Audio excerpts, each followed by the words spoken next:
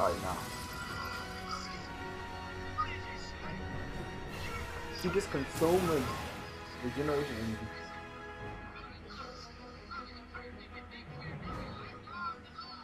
Lay down.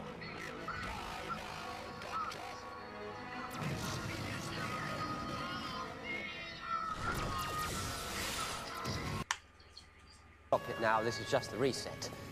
Whole new regeneration cycle. Ooh. It's the reset. Taking a bit longer. Just breaking it in. Oh. Oh. Oh.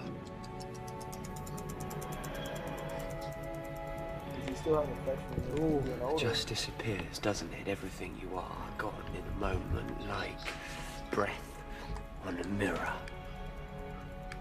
Any moment now, he's a-coming. Who's coming? The doctor.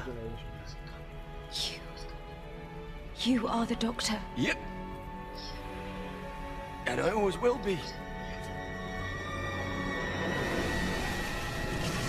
But times change, and so must I.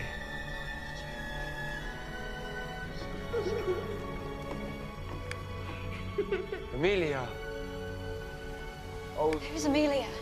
I ain't see this one. The first face this face saw.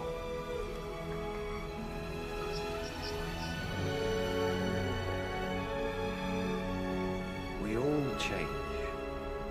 When you think about it, we're all different people, all through our lives. And that's okay, that's good. You've got to keep moving so long as you remember all the people that you used to be. I will not forget one line of this. Not one day. I swear. I will always remember when the doctor was me.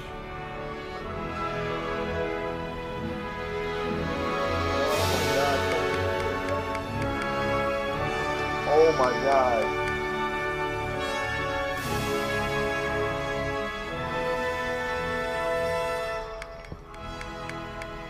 Raggedy man. It's completely different.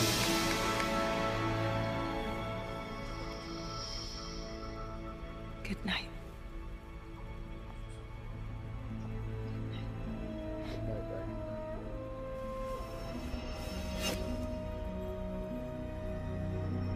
No! The bow tie. No, no. Please don't change.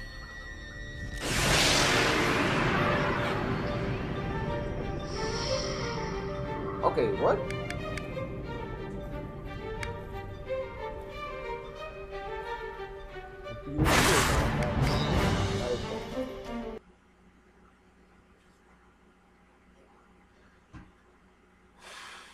Finally gone, huh? Post-Christmas Time of the Doctor special Marcellus right here. Either which ways. An emotional farewell to the 11th Doctor, Matt Smith. He is no longer the Doctor now. We have the 12th Doctor, and that's kind of explained in this episode, but it's the 12th Doctor, Peter Capaldi. Capaldi, I hope I'm saying it right, but yeah, he's taking over as the next Doctor. I don't know how much of a rundown I should do of the special, because everybody that's watching this should hopefully have seen the special already, but if not, we see the Doctor go to Trenzalore and basically find out what the crack in the universe was that we were introduced to the first episode of Matt being the Doctor. And it was a not a distress call, but a message from the Time Lords of Gallifrey that were trying to push into another universe. There was a crack in the weakest spot of their universe from the Time Lords trying to send a message to the Doctor asking him Doctor Who, and that him saying his name would open up the portal and let the Time Lords come through. And man, this episode, after that, we see Matt basically become a peacekeeper for hundreds of years. We see Matt age in this episode, And now, don't get me wrong when I say this. This was not the best episode. This was not what I was hoping to see from the send off until the last 15 to 30 minutes of the special. This special was moving extremely slow, and something I would have never expected from the send off of one of the most iconic doctors ever. But he basically becomes a peacekeeper for Trenzlord for the first 300 years, and you see him really age at first and get a cane and have to walk around with a cane. And he explains that the 10th Doctor regenerated twice, one time keeping his own face and then one time turning into 11th. And the Doctor, the warrior John Hurt, was counted as a Doctor, so he would die in that phase in Trenzlord. So he basically gives up on everything and says, I'll become a peacekeeper. I'm finally needed somewhere indefinitely. And he's just saying that, why? Why leave and I have this to take care of? If I leave, they fear that I'll say the name and open the vortex for the Time Lords. And if I stay, then they won't attack and burn the city. And that's because all his mortal enemies are lined up at the atmosphere. The Daleks, the Cybermen. You see the silence in this one, and towards the end, you see him keep aging. Going from 300 years old to like 900 years later, and he's a crinkly old man. He can hardly speak that well. He's moving around with a cane, slow, and he literally has no hair left. And Clara begs, I guess, the Time Lords she sent a message through the vortex to the Time Lords, begging them to help him change the future. And what they basically did was give him another regeneration, it seems. I don't know how many regenerations came from that one spot of like little regeneration energy, but he has more regenerations in him. If it's one or if it's 20 more, we don't know yet. So that's pretty much the episode. At the end, you see him and he's saying his goodbyes, and you can tell that it's the most emotional thing ever. It was almost as emotional for attempts with me, but it seemed like the whole episode was just moving slow.